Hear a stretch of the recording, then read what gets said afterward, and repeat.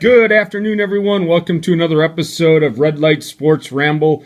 I am Troy Otradovic, joined with Evan Watallison. Evan, it is Wednesday, which is our traditional Twitter Talk episode. This is the episode where we allow the fans to throw out topics, throw out ideas. We had a couple, of course. There's two big stories that are going on in sports right now, and of course, those are things people want to hear our opinion about. But this morning, I was on Twitter while the U.S. women's national hockey team was playing Canada, which unfortunately they ended up losing that game. But I follow a woman named Kate Scott, and she actually had thrown out in her tweet, I'll read it verbatim, "Just thinking out loud, but if the U.S. wins gold, could they be the new 99ers hockey explosion among young girls? Lots of buzz, we'll see." And so I got in a little bit of conversation, Evan, with her on that. And to preface it a little bit for those listeners who might not know what the 99ers are, she is referring to the U.S. national women's soccer team that won the World Cup on American soil and won gold, which sparked a little bit of explosion in the youth soccer game of the female population. So she was comparing it to that. And I thought that was a very good topic to pull on the show tonight and discuss that a little bit. So we'll talk about that first. Then, of course, we're going to talk about the smart incident that happened at Oklahoma State. And time permitting, maybe get into Michael Sam and what happened over the weekend. So we have three topics tonight. Time permitting, we'll see where we get. But with that said, Evan, how was your day, bud? How are things out in Wisconsin? I haven't had a chance to talk to you on social media or anything today. You're a busy guy today. Yeah, well, new supervisor means I can't, plus being short-staffed, it means I can't, I don't have much time to sit at my desk too often and, check up on what's going on in the world of social media. So not able to get on much today. My students are being themselves, pretty much, and it's just a matter of dealing with them. It seemed like I've spent more time in the van that we have for work than I actually did sit on my desk today. But things are going fine. Just in the process of finishing up my final paper for grad school, so I can get that submitted on Monday and get my presentation done, and then finalize my internship stuff. So, yeah, I'm definitely busy, that's for sure. But after Monday, it'll be well worth it. What? So you actually have to work now when you're at work, huh? With a new supervisor. Yeah. Oh, geez. So you actually got to earn your paycheck.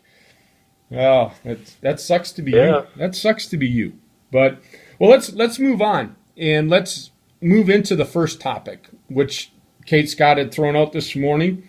What do you think, Evan? I know the women's hockey team was one of the events or one of the things that you wanted to really watch closely in the Olympics.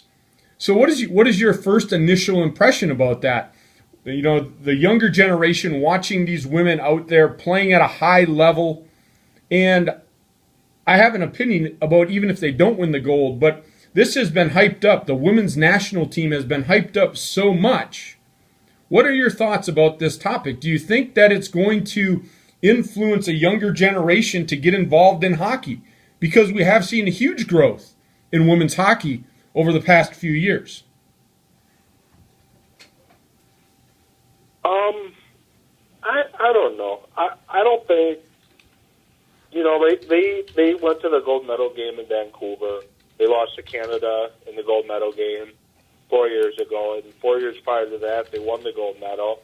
So the U.S. women's hockey team has been pretty darn good for quite a while.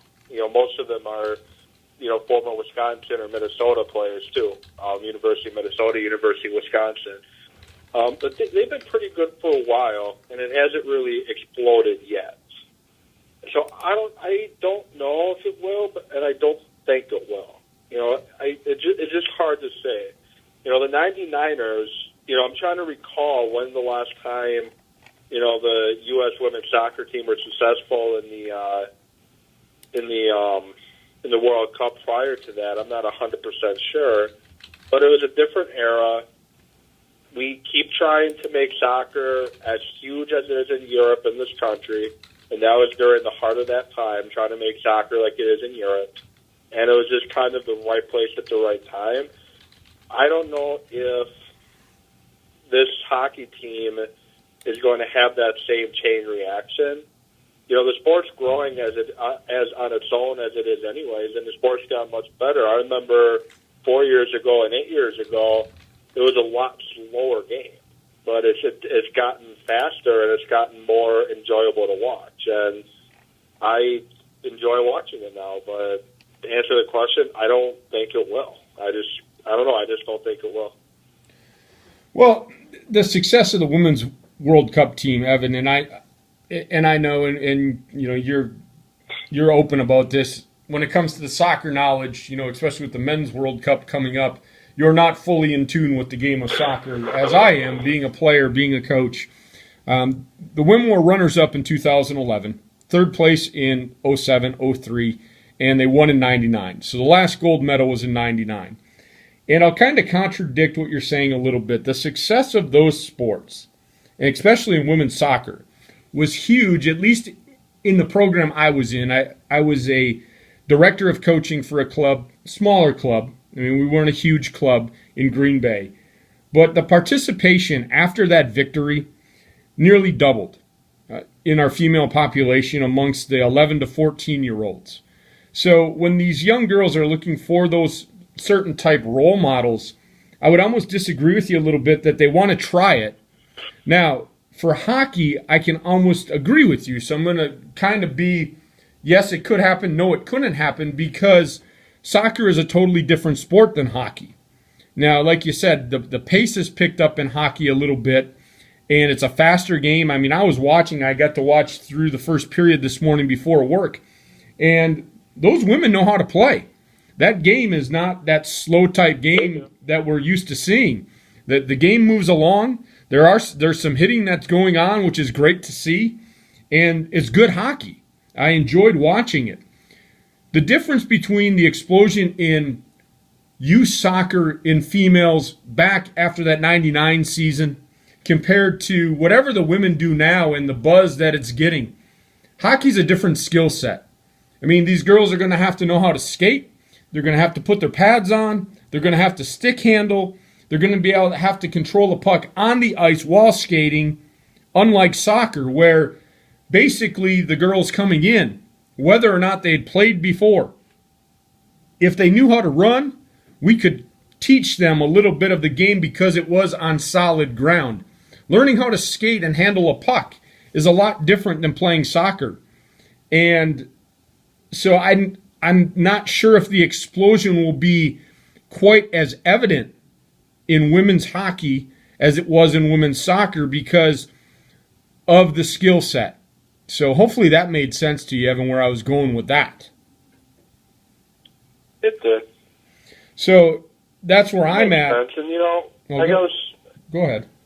And I agree that after the '99 World Cup there was an explosion, and in women's soccer, I completely agree with that. Like I was just saying, I think for that it was the kind of the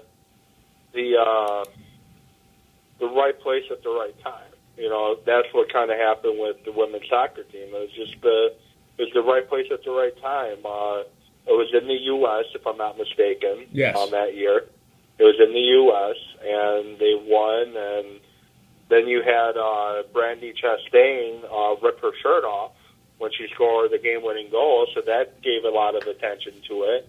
Yeah, I just think with all the added media attention, it's, being in the U.S. and her taking her shirt off and that getting a lot of publicity. The young girls saw all this publicity being thrown on the 99ers, and I just don't think you see that with the hockey team. I just don't think you see that, even if they win the gold, because they've won the gold before, and it didn't blow up tremendously.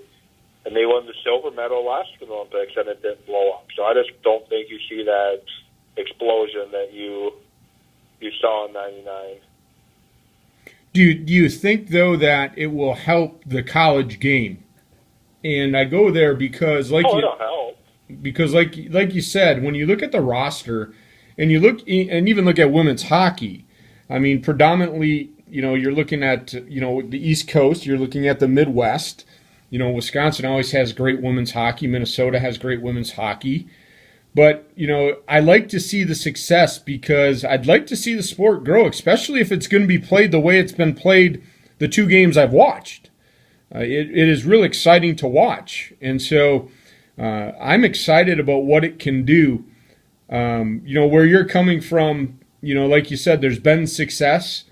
Maybe this success will propel more publicity for it. I mean, because it's been hyped more in this Olympics than I've known it to be hyped in any other Olympics.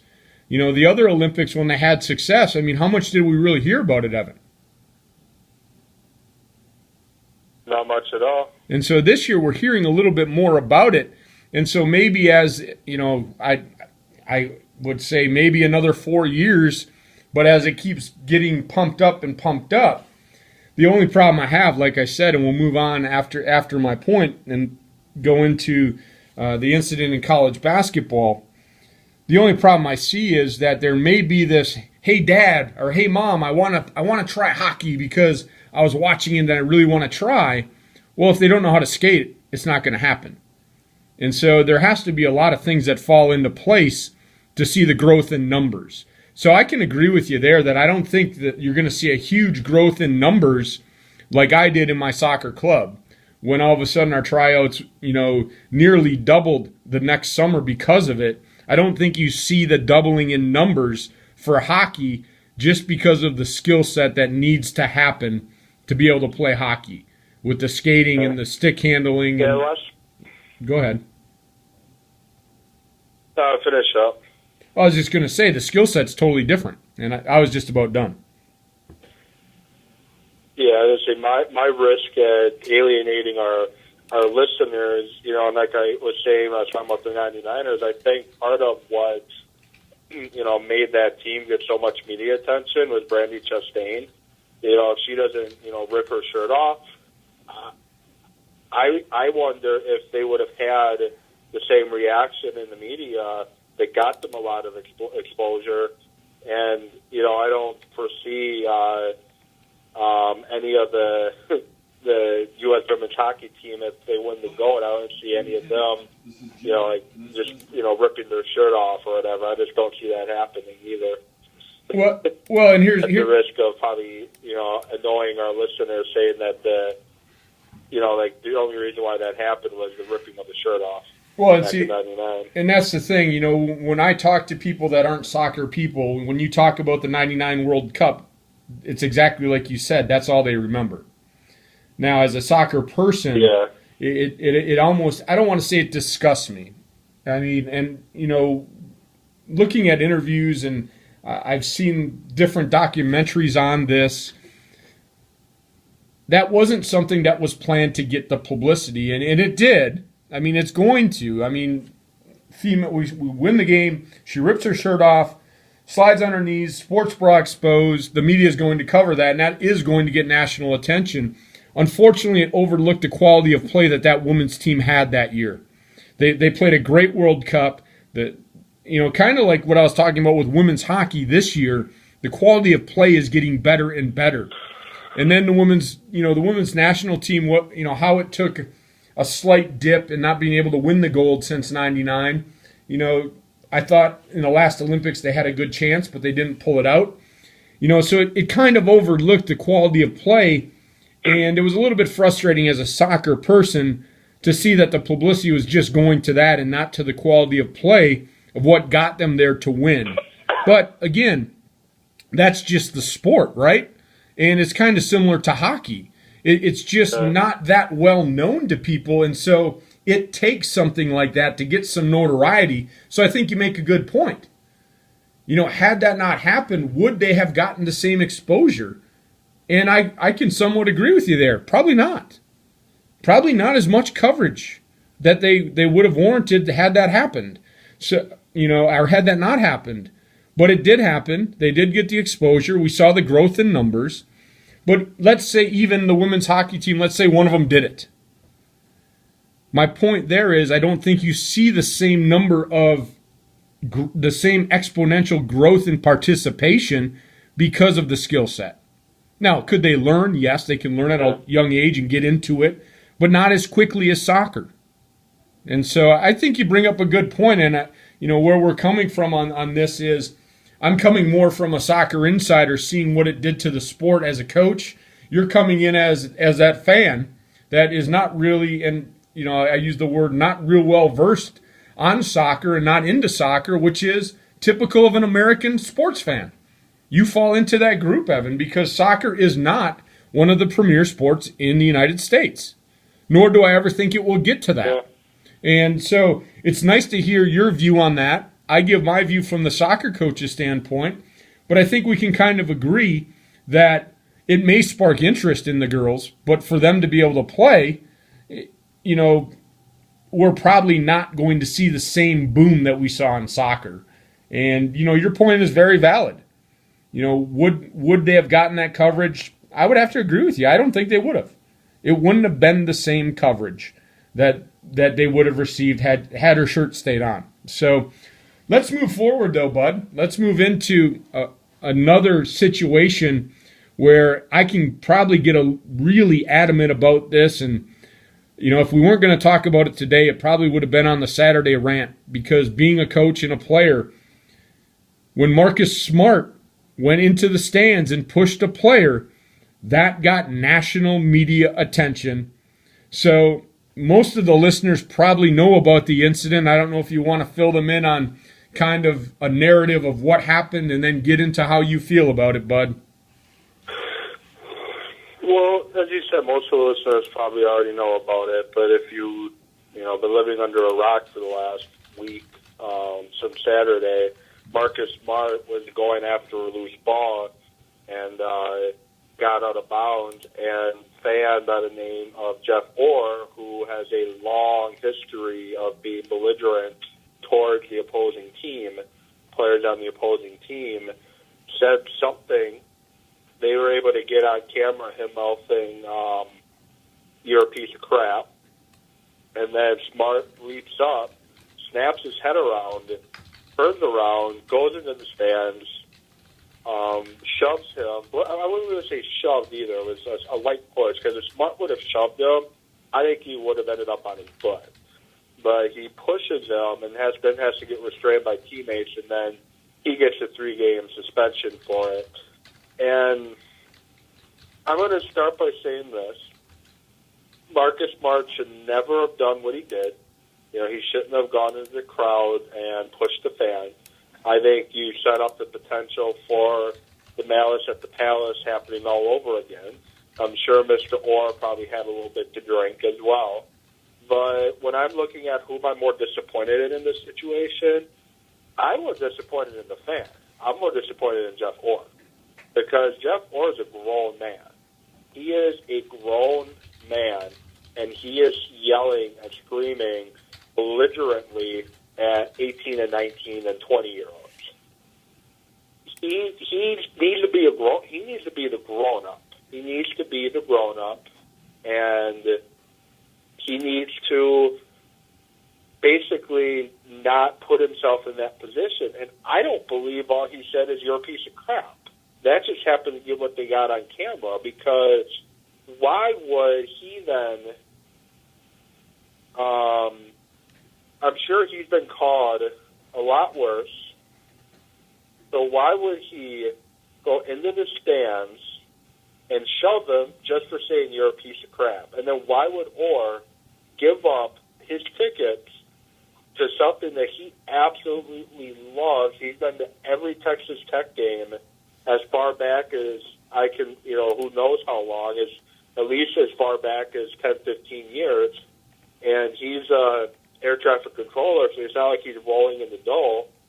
He's giving up some tickets to something that he absolutely loves, and all he said was, "You're a piece of crap." I don't buy it. I think he said something more. I think there's more to it, but it still doesn't condone what Smart did.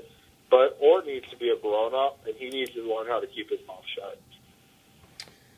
Well, I'm on board with you, buddy, and I'm going to give you – I've got I don't have a fan incident, but I have maybe even something that was more relevant. And, since I coached D3 soccer, it didn't make national headlines, thank God.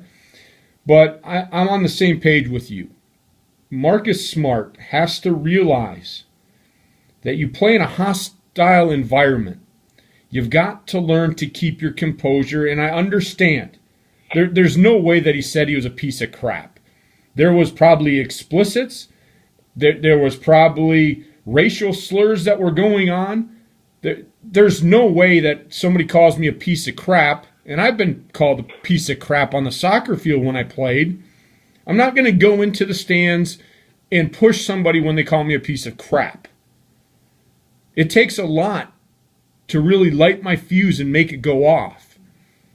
And he lit Smart's fuse and made him go off. Now, it's not right. So don't take it that way. What he did was wrong. You do not step up into the stands. You've got to have self-control to walk away, especially when you play at that level. He's probably been in hostile environments before, but he's got to be able to keep his composure. And I know it happens so fast, and I'm not blaming his teammates, but his teammates got to be there to get him away.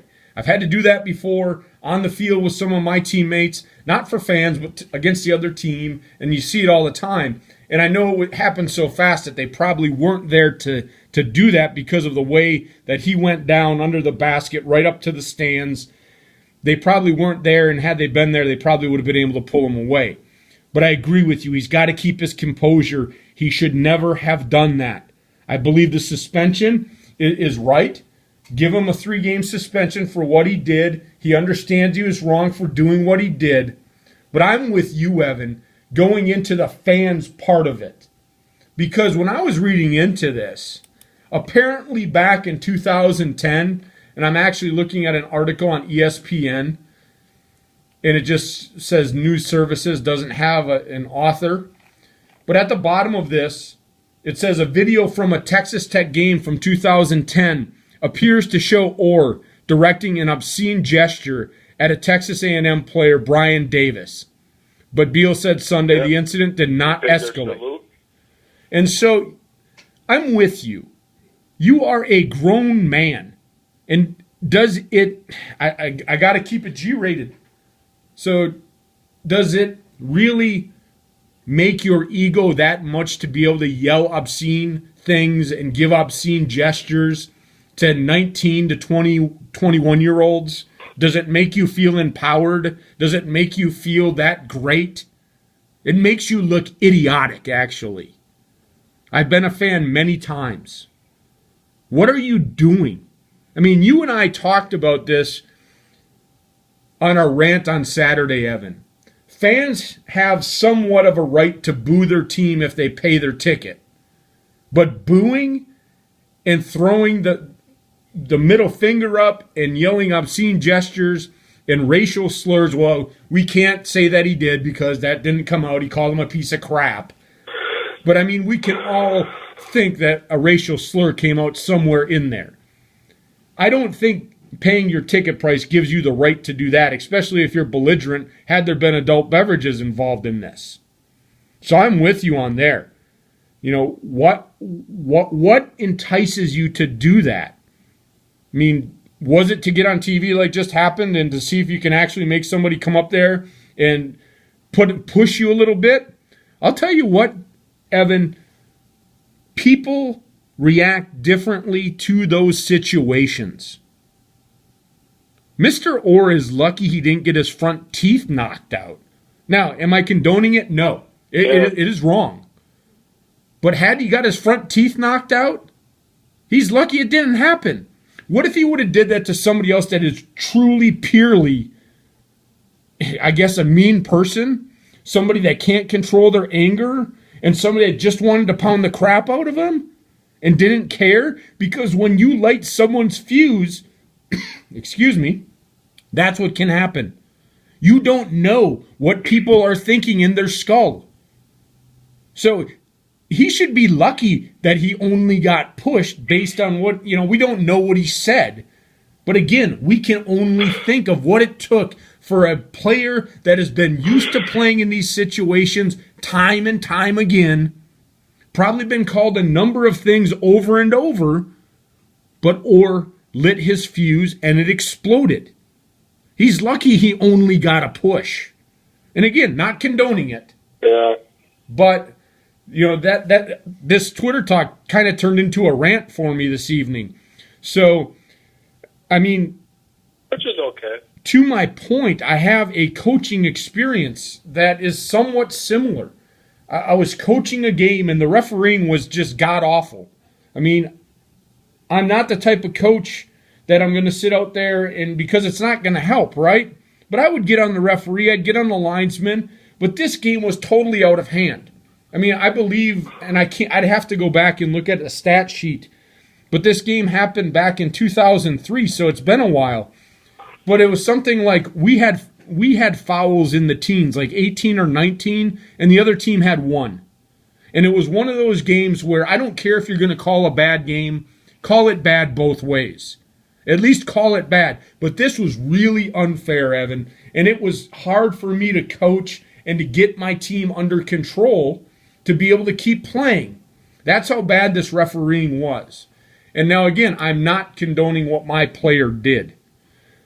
But at one point, my player made a slide tackle, got the ball first. The other player flopped. And you've seen this in soccer. I'm sure you have.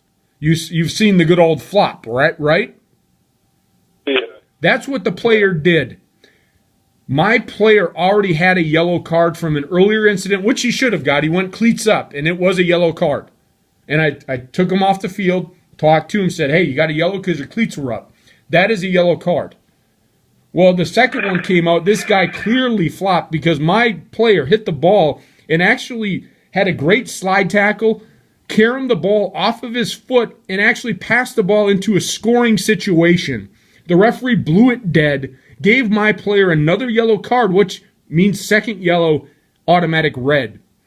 What happened is my player, his fuse had been lit from that situation, and he actually spit on the referee, spit right in his face.